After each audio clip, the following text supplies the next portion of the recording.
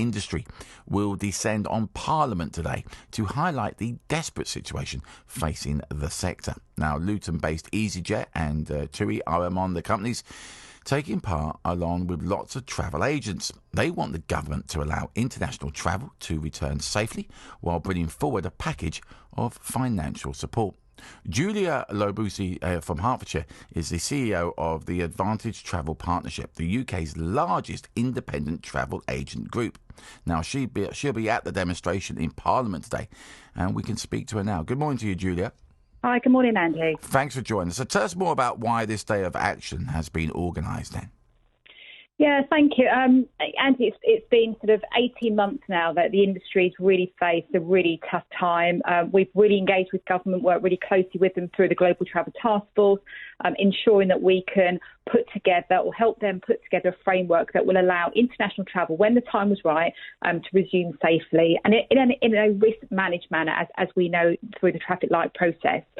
And, 18 months later, after all the engagement with government, unfortunately, at the first opportunity when international travel was allowed again on the 17th of May, we saw the traffic light system announced and launched.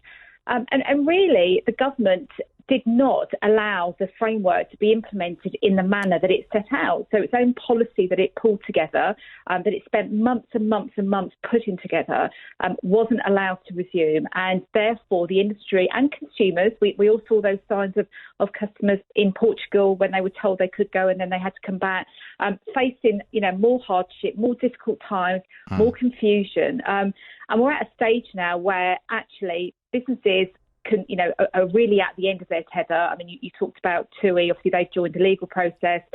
People are at their end of their tether. A lot of businesses that I represent in the travel agent community are, family-run businesses. They have multi-generational people working in the business, and they have literally, worked through their savings. Just to jump in, despite working with the government, it sounds like you're not happy with how things have gone. What specifically about what we're at now, where we are at now, are you not happy with? I think the really key turning point, for the industry, and we absolutely, all of us are living and breathing, the crisis and the pandemic. So we absolutely want to make sure that anything that we can do is done in a very safe manner. I mean, at the end of the day, the travel industry, health and safety is always paramount. It's always top of the list. The framework was there to allow international travel to restart. The government's own policy was approved based on the traffic light system, and it didn't implement it the way it should have been implemented. We had very few countries put on the green list, literally only a handful. Portugal was the mainstream one that we could all go to. And actually, they took it off with a few days' notice. And the big issue, one of the major stumbling blocks we have is a lack of transparency around data. So we don't get to understand, or the government doesn't share the data that it's looking at to make these decisions. And unfortunately, like all of us, in the absence of data, it leaves you to take a different view that maybe is not the correct view, but it makes you feel that the government is withholding data for different reasons, possibly political reasons. So we have how frustrating is it then? To be hearing these, these mixed messages from government ministers, mainly about summer holidays. I mean, how much has it cost businesses like yours? I can't even put numbers to it. I mean, the industry's losing billions every day. It really is. I mean, this is an industry that pre-pandemic was worth nearly £40 billion. The contribution it makes to the economy, 1 in 10 jobs are employed by, are in the travel industry. We employ 3.9 million people in some capacity across the whole ecosystem. So this is a huge industry that has not, given the restrictions that it has been faced, has not had the economic support. And if I add, just to give you an example, so with the government funding and the grant scheme as an example, bearing in mind the restrictions that travel agents and travel companies had in place for the past nearly 18 months now, if you were, and there's no disrespect to a hairdresser because we all need them, but if you were a hairdresser on the high street, your ability to get higher rates of funding from the government were even higher than a travel agent. But yet a travel agent has not been able to recover, has had to open their doors because they're managing refunds and giving money back, but they've not been able to trade. So it's incredibly frustrating for families spread across the world who want to be reunited, and particularly when we know that there is a method of doing this safely. Some of the data we are seeing is showing that actually there are no variants coming through on Amber List. In the last 3 weeks, there were no variants coming through on the Amber List. So what is it the government is looking at? And also, what is it our European counterparts are looking at, where they are opening up travel safely and our government isn't? But it's a lack of communication.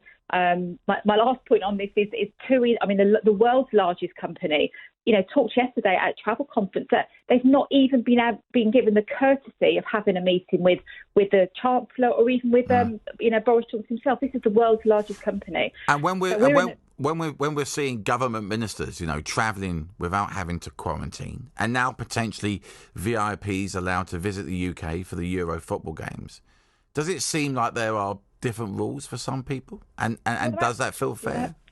There absolutely are different rules. I think for us, for the public, it tells me that actually, if I'm a VIP, if I'm potentially a sponsor, then there's an opportunity for me to travel without having to quarantine, and it's grossly unfair that the public this is not fair on not only the travel industry, but the public who are desperate to be reunited, the families, businesses that desperately need to start trading again. It's a very unfair and a very ill thought out logical process that the government are going through. Well, let's talk about this demonstration today then. What are we talking here numbers wise? What will you be doing, and how will you be keeping it COVID secure? Yeah, of course. So it's actually an organised lobby. It's not a demonstration. It's not a protest. The whole idea of today is really to encourage MPs to come along, and we have had some good response. We do have a number of MPs coming along to meet their constituents who are coming down from around the country where obviously following COVID guidelines. We have limits on the number of people that can attend, so we've issued tickets to ensure that we don't go over that number, and also made sure that everyone is very clear on what guidelines they need to follow and protocols that need to be followed, so social distancing, mask wearing, etc. So, confident we can do it in that capacity. But today really is about engaging with the MPs, ensuring that they really understand, the issues that are being faced on the ground by pilots, by crew, by people, not just businesses, but people who are in the industry, and what it means to them, and actually what we really need, and how MPs can support. Because that ultimately, how do we influence government? We influence government by lobbying our MPs, and I really wanted to call out. I mean, unfortunately, not every MP, my local MP, is busy apparently today, not able to meet me. He has responded, but unfortunately not had the pleasure of being able to meet me, even as a local constituency, let alone with my travel hat on. So that's really disappointing, given the number of people involved, the number of businesses that are really on the brink of survival, and the fact that the industry's been shut down and ignored for so long. It's really important MPs speak up on our behalf. Where can people find out more about your campaign or show their support?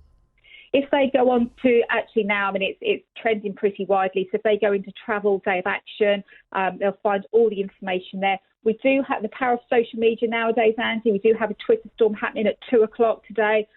We've really encouraged everyone to take part.